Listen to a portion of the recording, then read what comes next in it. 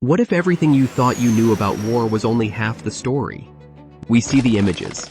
Buildings reduced to rubble. Families torn apart. Entire cities silenced overnight. Economies that took decades to build, gone in months. War, by every visible measure, looks like pure destruction. And it is. But here is the question almost nobody stops to ask. While the world watches the devastation unfold on their screens, while the headlines count the losses and the cameras capture the ruins, somewhere else, quietly, someone is opening a spreadsheet. Someone is watching numbers climb. Someone is counting profits. This is not a conspiracy. This is not a theory. This is a pattern hiding in plain sight, buried beneath the noise of conflict. War is not just a tragedy. For some, it is the most profitable game ever played, and that response, as you are about to see, tells a story that headlines rarely do. Look instead at something far less visible but equally powerful: financial markets. The moment a conflict breaks out anywhere in the world, markets do not wait for clarity. They do not wait for diplomats or ceasefire negotiations. They react within seconds, not days. Seconds. Oil prices spike almost immediately.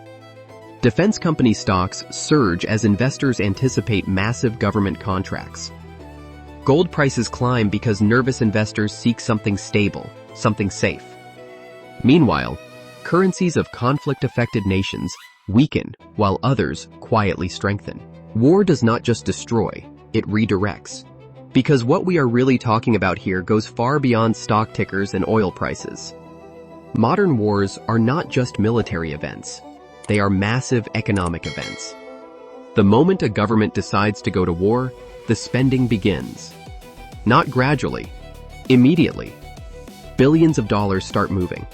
Supply chains that were humming along quietly get disrupted overnight. A factory in one country that was running at half capacity suddenly receives an urgent order it cannot fulfill fast enough. An industry that was barely surviving finds itself essential again. Think about it like a switch. One moment, economic activity is slow. The industries remain. The contracts continue. The money keeps flowing. War does not simply move existing money from one pocket to another. It builds entirely new pockets. Defense manufacturing does not just grow, it transforms. Companies that were assembling basic components suddenly receive contracts worth billions. Technology that would have taken decades to develop gets fast-tracked in months. Logistics networks that never existed before are constructed almost overnight to move equipment, fuel, and personnel across continents. Private military contractors emerge from the shadows, offering services that governments quietly depend on, but rarely discuss in public. Entire industries, such as cybersecurity, satellite communications, advanced surveillance, that barely registered before a conflict, suddenly become critical infrastructure. This is not chaos. This is a system. War has a financial architecture, and it runs with the quiet precision of a machine that has been built over generations. It begins with tension. The moment conflict feels inevitable, energy prices start climbing. Governments respond by increasing military budgets almost immediately. Defense companies receive contracts worth billions overnight. Investors, watching closely, pour capital into those same companies, driving valuations higher. But governments cannot fund all of this from existing reserves. They borrow, massively. Bonds are issued. Debt accumulates at an extraordinary speed. And who benefits from all that borrowing? Banks and financial institutions collect interest on every dollar lent. Each step triggers the next. Tension feeds energy prices. Energy prices feed military spending. Military spending feeds defense profits. Defense profits feed investor returns. Borrowing feeds banking profits. And that single observation should make every thinking person pause and ask a very difficult question about the system we all live inside. War can sometimes function as an economic stimulus. This is not a justification. This is simply what the numbers show. When an economy begins to stagnate, when factories sit idle and unemployment starts climbing, a sudden surge in military demand can act like a restart button.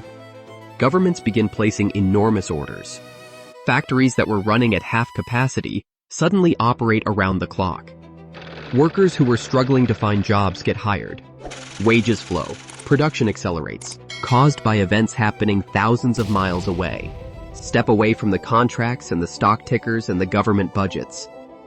Because while all of that is happening, something else is happening too. Something quieter. Something closer to home. You pull up to the fuel pump and the price is higher than last week. You walk through the grocery store and your usual items cost more than they did a month ago. Your tax bill edges up. The national debt climbs. And nobody sends you a memo explaining why. This is where war truly lives for most people. The question is not whether it exists. The question is whether we are finally ready to look at it directly. Markets that moved within seconds of conflict breaking out. Industries that expanded quietly in the background. Money that flowed through a structured chain, from governments to contractors to investors. And ordinary families, sitting at kitchen tables, stretching budgets they did not break. So here is the question that sits at the center of all of this. If the destruction is so visible, so documented, so undeniable, why does the system keep repeating itself? Why does the same pattern emerge every single time? The answer is not simple. It never is. Because once you stop watching war as a human story alone and start reading it as a financial event, the entire picture looks completely different. Most people watch and immediately ask the first question, who is fighting? Some go a little deeper and ask the second question, why are they fighting? But there is a third question, one that almost nobody thinks to ask. Where is the money going? Not who pulled the trigger, not which ideology won the argument, but who got paid? Which companies saw their stock rise? Which investors moved quietly before the headlines even broke? This single question changes everything. It shifts the lens from political to financial, from emotional to structural. Together, they look like something far more deliberate, far more structured, far more worth understanding. Not eventually. In seconds. Industries that rise quietly while buildings fall loudly. Governments borrowing billions, spending faster than they can count. Investors repositioning portfolios before the smoke even clears.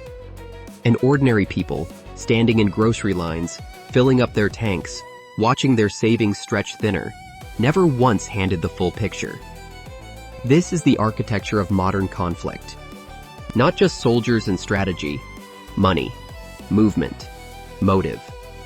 Every tension that rises somewhere on this planet sends a signal through the financial world. Stay curious, keep asking. The idea that suffering can be profitable, that destruction has investors, that chaos has beneficiaries, it is deeply unsettling. And it should be. You are allowed to feel that discomfort. That discomfort means something in you recognizes that this matters. But here is what looking away actually does. It changes nothing. The markets still move. The contracts still get signed. The money still flows. The only thing that changes when we look away is our own understanding. And understanding is the only real starting point. This is not about anger. It is not about conspiracy. It is about clarity. Because once you see the financial architecture behind conflict, you cannot unsee it.